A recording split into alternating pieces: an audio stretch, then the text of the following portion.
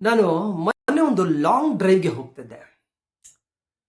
ನಮ್ಮ ಶಿರ್ಸಿ ಕಡೆ ಹೋಗ್ಬೇಕಾದ್ರೆ, ಬೆಂಗಳೂರು ಟು ಶಿರ್ಸಿಗೆ ಹೋಗ್ಬೇಕಾದ್ರೆ ಒಂದ್ ಕಡೆ ಟೀಗ್ ಅಂತ ಹೇಳ್ಬಿಟ್ಟು ಒಂದು ಶಾಪ್ ಹತ್ರ ನಿಲ್ಲಿಸ್ದೆ. ಅಲ್ಲಿ ಒಬ್ಬ ಶೇಷ್ಗಿರಿ ಶೆಟ್ಟಿ ಅಂತ ಒಬ್ರು ಸಣ್ಣ ಟೀ ಸ್ಟಾಲ್ ಅಂಗಡಿ ಹಾಕೊಂಡಿದ್ದಾರೆ.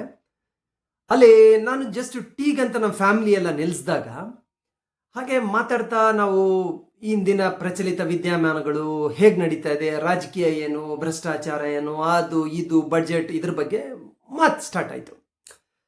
ಆ ಶೇಷ್ಗಿರಿ ಶೆಟ್ಟಿಯವರು ತುಂಬ ಅನುಭವ ಉಳ್ಳತಕ್ಕಂಥ ಮನುಷ್ಯ. ಆಲ್ಮೋಸ್ಟ್ ಒಂದು 30 ವರ್ಷದಿಂದ ಈ ಟೀ ವ್ಯಾಪಾರ ಮಾಡ್ತಾ ಇದ್ದಾರೆ. ಅವರು 60 ವರ್ಷ ಮೇಲ್ಪಟ್ಟ ಸಜ್ಜನರು. ಓಕೆ, ಅವ್ರಿಗೆ ನಾರ್ಮಲಿ ಜನಗಳನ್ನ ಯಾವ ಥರ ಮಾತಾಡ್ಸೋ ಅಭ್ಯಾಸ ಅಂದರೆ, ಯಾರೇ ಬಂದರೂ ಅವ್ರನ್ನ ಗೌಡ್ರೆ ಗೌಡ್ರೆ ಗೌಡ್ರೆ ಅಂತ ಮಾತಾಡ್ತಾರೆ. ಸರಿ ಅಂತೇಳಿ ನನಗೂ ಅದೇ ಥರ ಮಾತಾಡೋದಕ್ಕೆ ಸ್ಟಾರ್ಟ್ ಮಾಡಿದ್ರು. ಏನು ಗೌಡ್ರೆ, ಯಾವ ಊರು ನಿಮ್ಮದು? ಅದೇ ಥರ ನಮ್ಮದು ಶೆಟ್ರೆ, ಹಿಂಗೆ ಬೆಂಗಳೂರಿಂದ ಹಿಂಗೆ ಗುರುಗಳು ನೋಡೋಣ ಅಂತ ಬಂದಿದ್ವಿ, ಹಾಗಾಗಿ ಇಲ್ಲಿ ಸ್ವಲ್ಪ ನಿದ್ದೆ ಬಂದಂಗೆ ಆಯಿತು, ಇಲ್ಲಿ ನಿಲ್ಲಿಸ್ದೆ ಅಂತ. ಓಕೆ, ಹಿಂಗೆ ಮಾತಾಡ್ತಾ ಇರಬೇಕಾದ್ರೆ ಯಾವುದೋ ಒಂದು ವಿಷಯ ಹಿಂಗೆ ಚರ್ಚೆ ಆಗ್ತಾ ಆಗ್ತಾ ಈ ಭ್ರಷ್ಟಾಚಾರದ ಬಗ್ಗೆ ಮಾತು ಸ್ಟಾರ್ಟ್ ಆಯ್ತು. ತುಂಬ ಪ್ರಮುಖವಾದ ಅಂಶ ಇದೆ ಆ್ಯಕ್ಚುಲಿ. ತುಂಬ ನನಗೆ ಕಾಡ್ತು. ಓಕೆ, ಒಬ್ಬೊಬ್ಬರ ಹತ್ರ ಎಂತೆಂಥ ಯೋಚನೆಗಳಿರ್ತವೆ, ಆಲೋಚನೆಗಳಿರ್ತವೆ. ನಾವು ಅಂದ್ಕೊಂಡ್ಬಿಡ್ತೀವಿ, ಅವ್ರೇನೋ ಅವ್ರ ರೈತರು, ಇವ್ರು ಟೀ ಮಾರ್ತಾರೆ, ಇವ್ರಿಗೇನು ಗೊತ್ತಿರುತ್ತೆ. ಬಟ್ ನಾವು ಓಪನ್ ಮೈಂಡೆಡ್ ಆಗಿದ್ದರೆ ಕೆಲವೊಂದ್ಸಲಿ ಹೇಳೋಕ್ಕಾಗಲ್ಲ, ಅದ್ಭುತ ವಿಚಾರಗಳು, ಅದ್ಭುತ ಆಲೋಚನೆಗಳು ಜನರಿಂದ ನಾವು ಕಲಿಬೋದು. ಓಕೆ, ಹೀಗೆ ಭ್ರಷ್ಟಾಚಾರದ ಬಗ್ಗೆ ಅವರು ಹೇಳಿದ್ರು ನನಗೆ. ಸರ್, ನಿಮ್ಗೊಂದು ಪ್ರಶ್ನೆ ಕೇಳ್ತೀನಿ, ಅದಕ್ಕೆ ಉತ್ತರ ಹೇಳ್ತೀರಾ? ಸರಿ ಶೆಟ್ರೆ, ಹೇಳಿ ಅಂತಂದೆ. ನೋಡಿ ಗೌಡ್ರೆ, ಇವತ್ತು ಎಲ್ಲರೂ ಭ್ರಷ್ಟಾಚಾರ ಇದು ಇದ್ದರೆ ಇದನ್ನ ಹೆಂಗೆ ನಾವು ಇದು ಮಾಡೋದು, ಇದನ್ನ ಹೆಂಗೆ ನಾವು ಯಾವ ಥರ ಸ್ಟಾಪ್ ಮಾಡೋದು, ಇದನ್ನು ಹಂಗೆ ಹಿಂಗೆ ಅಂತೇಳ್ಬಿಟ್ಟು ಪ್ರತಿಯೊಬ್ಬರು ಇದ್ರ ಬಗ್ಗೆ ಮಾತಾಡ್ತಾರೆ. ರಾಜಕೀಯ ವ್ಯಕ್ತಿಗಳಿಂದ ಹಿಡಿದು ಪ್ರತಿಯೊಬ್ಬರು ಈ ದೇಶದಲ್ಲಿ, ಈ ರಾಜ್ಯದಲ್ಲಿ ಮಾತಾಡ್ತಾರೆ. ಆದರೆ ಇದನ್ನು ನಿಲ್ಲಿಸ್ತಕ್ಕಂಥ ಮಾರ್ಗ ಯಾರಾದರೂ ಮಾತಾಡ್ತಾರ? ನಿಮ್ಗೇನಾದ್ರೂ ಗೊತ್ತಿದೆಯಾ ಗೌಡ್ರೆ, ಈ ಭ್ರಷ್ಟಾಚಾರನ ಹೆಂಗೆ ನಿಲ್ಲಿಸೋದು? ನಾನು ಅಲ್ಲ ಶೆಟ್ರೆ, ಭ್ರಷ್ಟಾಚಾರ ನಿಲ್ಲಿಸ್ಬೇಕಂದ್ರೆ ಫಸ್ಟ್ ನಮ್ಮ ಎಜುಕೇಷನ್ ಸಿಸ್ಟಮ್ ಚೇಂಜ್ ಆಗಬೇಕು. ಎಜುಕೇಷನ್ ವ್ಯಾಲ್ಯೂಸ್ ಕೊಡಬೇಕು. ನಾವು ಮಕ್ಕಳಿಗೆ ಹೇಳ್ಕೊಡ್ಬೇಕು, ಇದು ಒಳ್ಳೆಯದು, ಇದು ಕೆಟ್ಟದು, ಇದು ನಿಯತ್ತಾಗಿ ಈ ಥರ ಮಾಡಬೇಕು, ಈ ಥರ ಕೆಟ್ಟ ಒಂದು ದುಡ್ಡಿನ ಬಗ್ಗೆ ನಾವು ಆಸೆ ಬೀಳಬಾರ್ದು, ಒಳ್ಳೆ ಜನರಿಗೆ ಒಳ್ಳೆ ವಿಷಯಗಳನ್ನ ತಲುಪಿಸ್ಬೇಕು. ಇದು ಸ್ಕೂಲಲ್ಲೇ ಬರಬೇಕಿದು. ಹಂಗೆ ಬಂದರೆ ಏನಾಗುತ್ತೆ, ಆವಾಗ ಸಮಾಜದಲ್ಲಿ ಒಂದು ಒಳ್ಳೆ ಒಂದು ವಿಚಾರ ಹರಡುತ್ತೆ. ಹಾಗಾಗಿ ಸ್ವಲ್ಪ ನಾವು ಇದನ್ನು ಕಂಟ್ರೋಲ್ ಮಾಡ್ಬೋದು. ಅದಾದಮೇಲೆ ನಾವು ಅವೇರ್ನೆಸ್ ಕ್ರಿಯೇಟ್ ಮಾಡಬೇಕು. ಜನಗಳಿಗೆ ಮನೆ ಮನೆಗೆ ಒಳ್ಳೊಳ್ಳೆ ವಿಡಿಯೋಗಳನ್ನ ತಲುಪಿಸೋದು. ಈ ಭ್ರಷ್ಟಾಚಾರ ಮಾಡೋದ್ರಿಂದ ನಮ್ಮ ದೇಶಕ್ಕೆ ಏನು ಹಾನಿ ಅಂತ ಇಂಥವು ಮಾಡೋದ್ರಿಂದ ಮೇ ಬಿ ಕಡಿಮೆ ಆಗ್ಬೋದು ಅಂತ ಸುಮ್ಮನೆ ಥಟ್ ಅಂತ ನನ್ನ ತಲೆಗೆ ಏನು ಬಂತು ಅದನ್ನು ಹೇಳಿದೆ. ಅವರು ಅಲ್ಲ ಗೌಡ್ರೆ, ಈ ಥರ ಮಾಡಿಬಿಟ್ರೆ ಭ್ರಷ್ಟಾಚಾರ ನಿಂತೋಗುತ್ತಾ? ಒಂಥರ ಸ್ವಲ್ಪ ಸೀರಿಯಸ್ ಆದರು. ನಾನು ಶೆಟ್ರೆ, ನನ್ನ ಮನಸ್ಸಿಗೆ ಈ ಕ್ಷಣಕ್ಕೆ ಏನು ಹೊಳಿತು ಅದನ್ನು ಹೇಳ್ತಾ ಇದ್ದೀನಿ ಶೆಟ್ರೆ. ಬಟ್ ಗೌಡ್ರೆ, ಏನು ಅನ್ಕೋಬೇಡಿ, ನಾನು ಒಂದು ಮಾತು ಹೇಳ, ನನ್ನ ಹತ್ರ 2 ರಾಮಬಾಣ ಇದೆ ಗೌಡ್ರೆ. ಈ 2 ರಾಮಬಾಣ ಬಂದ್ಬಿಟ್ರೆ ಭ್ರಷ್ಟಾಚಾರ ನನ್ನ ಪ್ರಕಾರ 90% ನಿರ್ಮೂಲನೆ. ಹೌದಾ ಶೆಟ್ರೆ? ನನಗೆ ಕುತೂಹಲ ಜಾಸ್ತಿ ಆಯಿತು. ಇಷ್ಟು ಏಜ್ಡ್ ಮನುಷ್ಯರು, ಇಷ್ಟೆಲ್ಲ ಅನುಭವ ಉಳ್ಳವರು, 40-45 ವರ್ಷದ ರಾಜಕೀಯ ಅನುಭವ ಇದೆ ನನ್ನ ಹತ್ರ ಅಂತ ಹೇಳ್ತಿದ್ದಾರೆ, ಏನು ನೋಡೋಣ ಅಂತೆ. ಹೌದಾ ಶೆಟ್ರೆ? ನನಗೆ ಕುತೂಹಲ ಅವ್ರದ್ದು ನಾನು ಕೆರಳಿಸ್ದೆ. ಹೌದಾ, ದೊಡ್ಡವರು, ನೀವು ಹಿರಿಯರಿಗೆ ಹೇಳಿ ಸ್ವಲ್ಪ ತಿಳ್ಕೊಳ್ಳೋಣ ನಾವು ಅಂದೆ. ನೋಡಿ ಗೌಡ್ರೆ, ಇವತ್ತು ಮೊದಲನೇ ಇಂಪಾರ್ಟೆಂಟ್ ಪಾಯಿಂಟ್ ಏನಪ್ಪ ಅಂದರೆ, ಇವತ್ತು ನೀವೇನಾದರೂ ಒಂದು MLA ಎಲೆಕ್ಷನ್ಗೆ ನಿಲ್ಬೇಕಂದ್ರೆ ಮಿನಿಮಮ್ 20-25 ಕೋಟಿ ಬೇಕು ಗೌಡ್ರೆ. ಎಲ್ಲಿ ಶೆಟ್ರೆ, ಅದಕ್ಕಿಂತ ಜಾಸ್ತಿನೇ ಬೇಕು, ಮಿನಿಮಮ್ 50 ಕೋಟಿ ಬೇಕು. ಯಾಕಂದರೆ ಎಷ್ಟು ವಾರ್ಡ್ಗಳು, ಎಷ್ಟು ಹಳ್ಳಿಗಳು, ಒಂದು ತಾಲೂಕಿನಲ್ಲಿ ಸಾಕಷ್ಟು ಪ್ರಚಾರ, ಅದು ಇದು ಎಲ್ಲ ಬೇಕಾಗುತ್ತೆ. ಹತ್ರ ಇಲ್ಲ ಗೌಡ್ರೆ, 25 ಕೋಟಿ ಅಂತ ಅಂದ್ಕೊಳ್ಳಿ. ನೀವೊಂದು ಎಲೆಕ್ಷನ್ಗೆ ನಿಂತು 25 ಕೋಟಿ ಖರ್ಚು ಮಾಡಿ ಹೆಂಗೆ ಮಾಡ್ತೀರಾ? ನಿಮ್ಮ ಹತ್ರ ಇದ್ದ ಬದ್ದ ಆಸ್ತಿ ಅದು ಇದು ಮಾರಿ ಸ್ವಲ್ಪ ಹೊಂದಿಸ್ತೀರಾ? ನಿಮಗೆ ಗೊತ್ತಿರೋರು ಯಾರೋ ದೊಡ್ಡವರು ಒಂದಿಷ್ಟು ಸಾಲ ಕೊಡ್ತಾರೆ, ಅವ್ರು ಹೇಳ್ತಾರೆ ಇಲ್ಲ ನಾವು ಹೆಲ್ಪ್ ಮಾಡ್ತೀವಿ, ಸಮಾಜ ಸೇವೆಗೆ ಹಂಗೆ ಹಿಂಗೆ ಅಂತೇಳಿ. ಇನ್ನೊಬ್ರು ಏನೋ ನಿಮ್ಮ ಹೆಂಡತಿ ಏನೋ ಬಂಗಾರ ಗಿಂಗಾರ ಅಡ ಇಟ್ಟು ಒಂದು ಸ್ವಲ್ಪ ದುಡ್ಡು ಕೊಡ್ಬೋದು.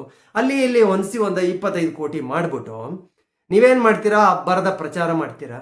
ಅಲ್ಲಲ್ಲಿ ಬಂಟಿಂಗ್ಸು, ಬ್ಯಾನರ್ಸು, ಅಲ್ಲಲ್ಲಿ ಕಟೌಟ್ಗಳು, ಅಬ್ಬರದ ಪ್ರಚಾರ, ನ್ಯೂಸ್ ಮೀಡಿಯಾ, ಅಲ್ಲಿ ಇಲ್ಲಿ ಪ್ರಿಂಟ್ ಹಾಕ್ಸ್ತೀರಾ. ಆಮೇಲೆ ನಮ್ಮ ಖಾಸಗಿ ಚಾನೆಲ್ಗಳಲ್ಲಿ ನಿಮ್ಮ ವಿಡಿಯೋಗಳನ್ನ ಪ್ರಚಾರ ಮಾಡಿಸ್ತೀರಾ.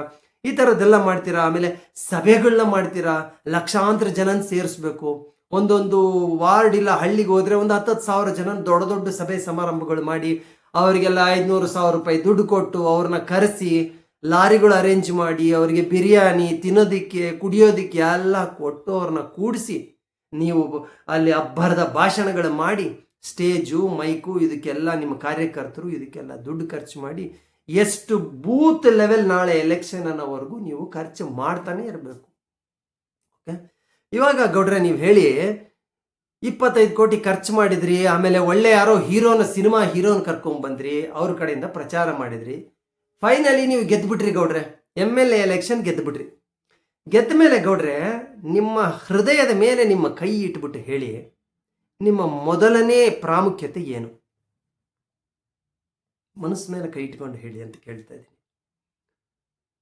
ಗೌಡ್ರೆ ಸತ್ಯ, ಯಾಕಂದರೆ ನನ್ನ ತುಂಬ ನೋವಿನಿಂದ ನಾನು ಅರೇಂಜ್ ಮಾಡಿರೋ ದುಡ್ಡನ್ನ ಹೆಂಗಪ್ಪ ವಾಪಸ್ ತಗೊಳ್ಳಿ ಅಂತ ನನಗೆ ಯೋಚನೆ ಬರುತ್ತೆ ಗೌಡ್ರೆ, ಶೆಟ್ರೆ ಅಲ್ವಾ ಗೌಡ್ರೆ? ಇದೆ ಮೊದಲನೇ ಪ್ರಮುಖವಾದ ಕಾರಣ. ಈ ದೇಶದಲ್ಲಿ ನೀವೇನಾದರೂ ಭ್ರಷ್ಟಾಚಾರ ನಿರ್ಮೂಲನೆ ಮಾಡಬೇಕು ಅಂತಿದ್ರೆ, ನಾನೇನಾದರೂ ಎಲೆಕ್ಷನ್ ಕಮಿಷನರ್ ಆದರೆ ಗೌಡ್ರೆ ಮೊದಲು 0 ಪ್ರಮೋಷನ್. ಯಾರು ಎಲೆಕ್ಷನ್ ಬಗ್ಗೆ ಪ್ರಮೋಷನ್ನೇ ಮಾಡಬಾರ್ದು ಅಂತ ಫಸ್ಟ್ ರೂಲ್ ಮಾಡ್ತೀನಿ. ಇದನ್ನು ಮಾಡಿದರೆ ಏನಾಗುತ್ತೆ ಗೊತ್ತಾ? ಇವಾಗ ನೀವು 25 ಕೋಟಿ ಖರ್ಚು ಮಾಡಿದವ್ರಿಗೆ ನಿಮಗೆ ಯಾರು ಹೆಲ್ಪ್ ಮಾಡಿರ್ತಾರೆ ಅವ್ರು ಬರ್ತಾರೆ, ಗೌಡ್ರೆ ನೀವೇನು ದುಡ್ಡು ನನಗೇನು ಕೊಡಬೇಡಿ, ವಾಪಸ್ ಕೊಡಬೇಡಿ, ನನಗೊಂದು ಟೆಂಡರ್ ಹಾಕಿದ್ದೀನಿ ಅದನ್ನ ಮಾಡಿಕೊಟ್ಬಿಡಿ, ಇಲ್ಲೊಂದು ಕೆಲಸ ಇದೆ ಆ ಕೆಲಸ ಮಾಡಿಕೊಟ್ಬಿಡಿ, ನಿಮಗೆ ಅಲ್ಲೇನಾದರೂ ನಾನು ಅಡ್ಜಸ್ಟ್ ಮಾಡ್ತೀನಿ, ಇಲ್ಲೇ ಹಿಂಗೆ ನಿಮಗೆ ಗೊತ್ತಿಲ್ಲದಂಗೆ ನೀವು ಆ ಸುಳಿಯಲ್ಲಿ ಹೋಗಿ ಸಿಲುಕ್ತೀರ. ಬೇರೆಯವ್ರು ಇವರು ಹೆಲ್ಪ್ ಮಾಡಿರೋರು, ಸರ್ ನೀವೇನು ಕೊಡಬೇಡಿ, ನಮ್ಮ ಹುಡುಗರದೊಂದು ಟೀಮ್ ಇದೆ, ಸ್ವಲ್ಪ ಎಲ್ಲರಿಗೂ ಒಂದು ಸ್ವಲ್ಪ ಗೌರ್ಮೆಂಟ್ ಕೆಲಸ ಎಲ್ಲ ಸಿಗಕ್ಕೆ ಮಾಡೋಕ್ಕೆ ಆಗುತ್ತಾ, ಈ ಥರ ಅಡ್ಜಸ್ಟ್ಮೆಂಟ್ ನಿಮಗೇ ಗೊತ್ತಿಲ್ಲದಂಗೆ ನೀವು ಆ ಒಂದು ಕೂಪಕ್ಕೆ ಹೋಗ್ಬಿಟ್ಟು ಬಿದ್ದು ಬಿಡ್ತೀರ. ಅದು ಫಸ್ಟ್ ನಿಮ್ಮ ಕೆಲಸ ಏನು, ಆ ಒಂದು 25 ಕೋಟಿನ ವಾಪಸ್ ಹೆಂಗೆ ತಗೊಳ್ಳೋದು.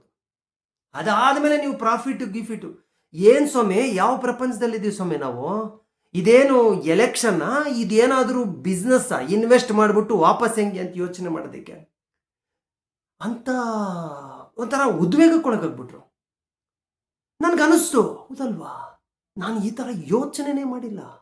ಇಡೀ ಭಾರತ ದೇಶದಲ್ಲಿ ನನ್ನ ಪ್ರಕಾರ 99% ಎಲೆಕ್ಷನ್ಗಳು ಆಗ್ತಾ ಇರೋದೇ ಹಿಂಗೆ.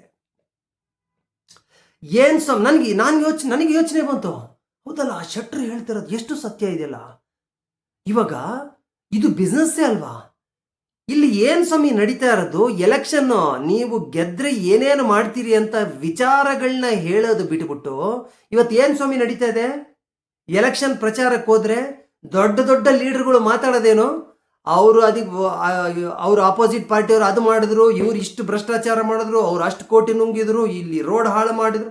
ಇದನ್ನು ಬಿಟ್ರೆ ವಿಚಾರಗಳ ಬಗ್ಗೆ ಎಷ್ಟು ಜನ ಮಾತಾಡ್ತಾರೆ ಸ್ವಾಮಿ? ಯೋಚನೆ ಮಾಡಬೇಕು ಸ್ವಾಮಿ. ನಾವು ಕರ್ನಾಟಕದ ಪ್ರಜೆಗಳು ನಾವಿದನ್ನ ಯೋಚನೆ ಮಾಡಬೇಕು.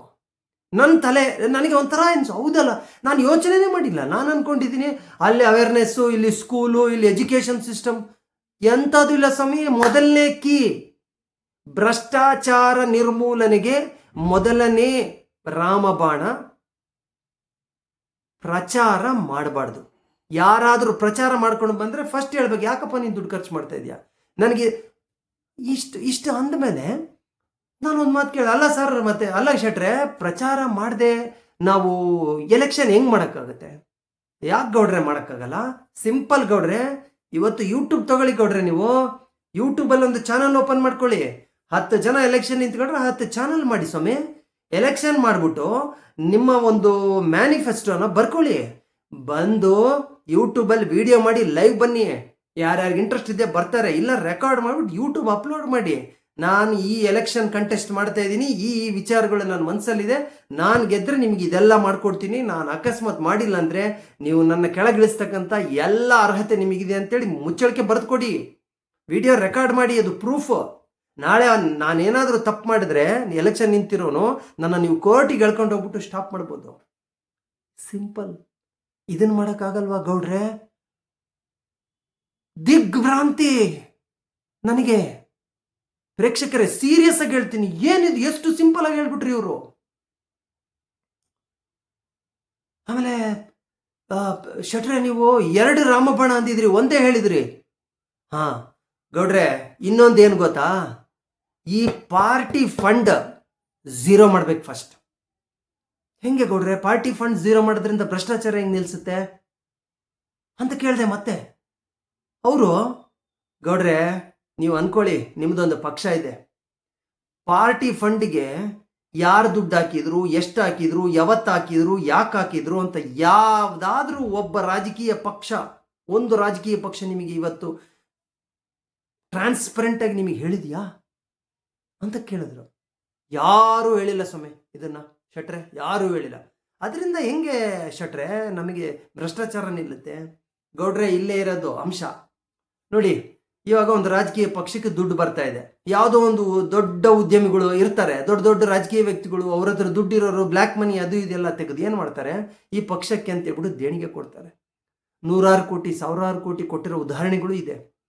ಯಾಕೆ ಕೊಡ್ತಾರೆ ಅವರು? ನಾಳೆ ನೀವು ಎಲೆಕ್ಷನ್ ಗೆದ್ದ ಮೇಲೆ ಅವ್ರಿಗೆ ಏನೇನಾಗಬೇಕು ಅನುಕೂಲ ನಿಮ್ಮ ಹತ್ರ ಬರ್ತಾರೆ. ಸರ್, ನಿಮಗೆ ನಾನು ಅಷ್ಟು ಹಾಕಿದ್ದೀನಿ, ನನಗೆ ಈ ಟೆಂಡರ್ ಬರಬೇಕು, ನನಗೆ ಈ ಆರ್ಡರ್ ಬರಬೇಕು, ಈ ಪ್ರಾಜೆಕ್ಟ್ ಸಿಗಬೇಕು. ಆವಾಗ ನಿಮಗೆ ಗೊತ್ತಿಲ್ಲದಂಗೆ ನೀವು ಮತ್ತೆ ಭ್ರಷ್ಟಾಚಾರಕ್ಕೆ ಅನುಕೂಲ ಮಾಡಿಕೊಡ್ತಾ ಇದ್ದೀರಿ. Simple simple simple simple. ಈ ದೇಶದಲ್ಲಿ ಭ್ರಷ್ಟಾಚಾರ ನಿರ್ಮೂಲನೆ ಆಗಬೇಕಾ, ಫಸ್ಟ್ ಪ್ರಚಾರವಿಲ್ಲದೆ ಇರೋ ವ್ಯವಸ್ಥೆನ ನಮ್ಮ ಎಲೆಕ್ಷನ್ ಕಮಿಷನ್ ತರಬೇಕು, ಕಡ್ಡಾಯ ಮಾಡಬೇಕು. 2ನೇದು, ಯಾವುದೇ ಪಕ್ಷವೂ ಕೂಡ ದುಡ್ಡಿಂದ ತಮ್ಮ ಪಕ್ಷ ನಿರ್ವಹಣೆ ಮಾಡಬಾರ್ದು. 0 ಪಾರ್ಟಿ ಫೀ ಅಂತ ರೂಲ್ ಮಾಡಬೇಕು. ಇದನ್ನು ಮಾಡಿ ನೋಡಿ, 80-90% ನಿಮ್ಮ ಭ್ರಷ್ಟಾಚಾರನ ನಿರ್ಮೂಲ ಆಗಿಲ್ಲ ಅಂದರೆ ನನ್ನ ಹತ್ರ ಬಂದು ಅವತ್ತು ಕೇಳಿಯ ಅಂತ ಶೆಟ್ರು. ತುಂಬ ತುಂಬ ನನಗೆ ಒಂಥರ ಪ್ರಚೋದನೆ ಆಗ್ಬಿಡ್ತಿದ್ದು.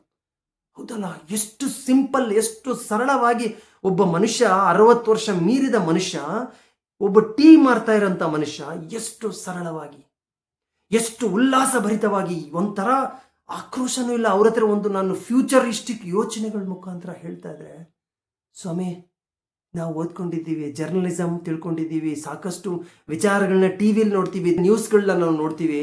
ಆ ನ್ಯೂಸ್ಗಳಲ್ಲಿ ಏನಿರುತ್ತೆ ಸ್ವಾಮಿ, ಬರೀ ರಾಜಕೀಯ ಕಚ್ಚಾಟ. ಇಂಥ ವಿಚಾರವಂತರು ಇದ್ದಾರಲ್ರಿ. ಹ್ಯಾಟ್ಸ್ ಆಫ್ ಶೇಷಗಿರಿ ಶೆಟ್ರೆ, ಹ್ಯಾಟ್ಸ್ ಆಫ್.